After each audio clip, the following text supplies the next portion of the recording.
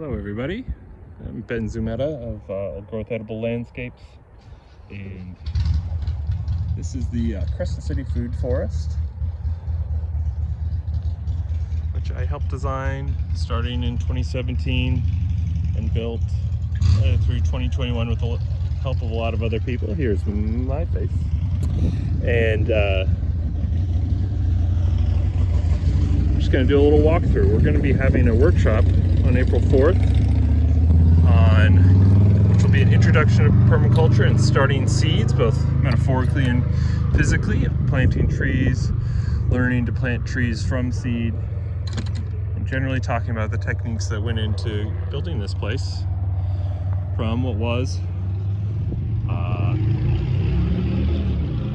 site not much more fertile than that parking lot over there, with very difficult soil and a lot of drainage issues, and it was the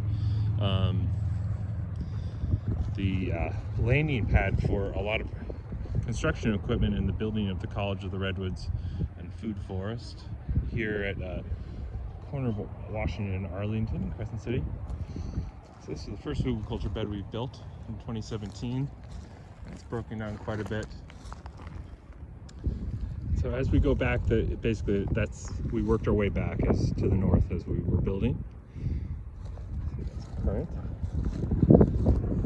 Some plums and pears and apples.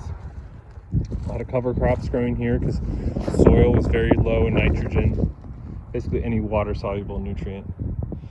So a lot of what we're doing is using the abundant woody debris, and that is the subject of the second workshop we're going to have on April 18th, 2026, about using the abundant woody material we have here on the Redwood coast, where more biomass, and most of that's wood, grows than anywhere else on Earth. And we're going to talk about how we can use that to build fertility on spots with even the poorest soil. And I certainly did not do this alone. I had a lot of help, and it was a big game changer to use an excavator for about 10 days to do a good amount of this culture building. We built the first, basically as far as we've gone now, this hugel bed was built by hand with the help of volunteers from high school and college and the Youth Training Academy, as well as other local volunteers. And starting back here was where we started using an excavator, and we were able to get equivalent of about a year and a half's work done in 10 days. At least the big bulk part of it. It still took some handwork as we worked our way back. We have had to replant a few trees and blueberries here and there. As gophers discovered, this was like, the best place around for them to do their work, which is kind of like a giant earthworm. They're aerating the soil and helping it drain and infiltrate water much better. Overall, they do increase biomass a great deal, but they teach us, I think, gophers and other plant eaters are teaching us to learn to propagate trees so that we don't have to spend $50 or $75 a tree. We can start trees for as little as $0.25 a piece if you're buying the seeds like chestnuts or hazelnut trees, seedlings, and you can build them with plant them into air pruned raised beds, which we'll cover in that first workshop. And that helps them get a nice bushy root system, and transplant shock is greatly reduced. So this is a wetland area we planted with some native wetland species, and some volunteers have come in as this comes, and this allows water to flow over the site during big flood periods when 14 acres are draining onto this 1.5 acre site. And we historically got over 100 inches of rain around here. It's been desertifying due to logging and other climate change causes, but still can get 10-inch rain events in a day. Have been handled by this site using gradual sloped drainage features. We had to build up on the hugelkultur beds. A lot of people will say you don't want to necessarily plant trees on hugels, and if we had a choice, I might have planted them into the soil and in between hugels, but we needed to get above the water table here, and so that's part of why we did that. And over time, they're just basically compost piles you can grow in. And so hugel culture beds, which I'm surrounded by here, underneath all these cover crops, which include quite a bit of edibles like arugula and fava beans. They're really compost piles you can grow on. And nice peas.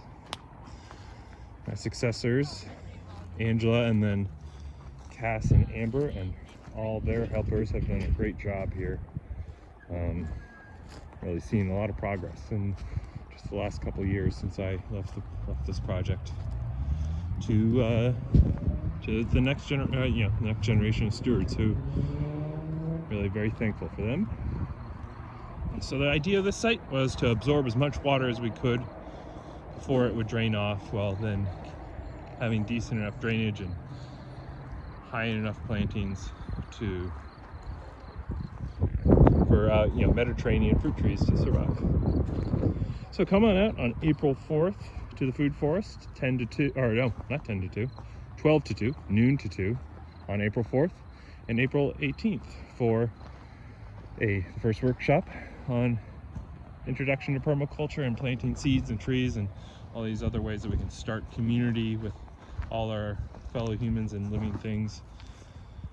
And Salvage Abundance is the theme of the second workshop, where we use what resources that could become pollutants in this form of smoke from wildfires, and instead use those thinnings from wildfire prep work to build hugelkultur beds.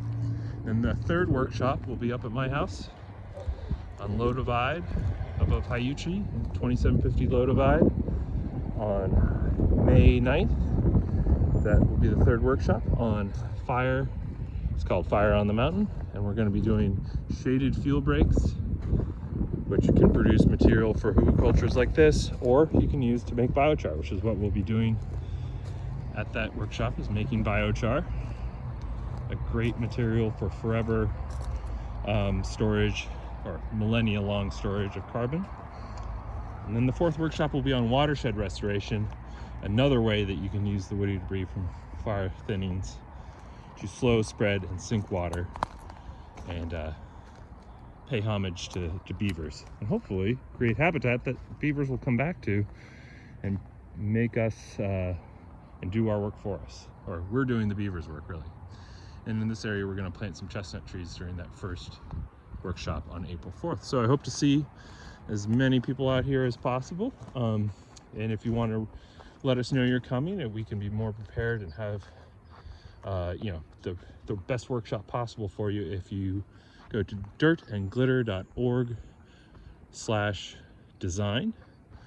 There is a sign-up sheet for the workshop. If you could do that, that's great. If you can't commit, but you just want to drop by, that's okay too, but it always helps to know who's coming. And I hope to see you there. It's been Zumeta, and I hope you all are having a great spring.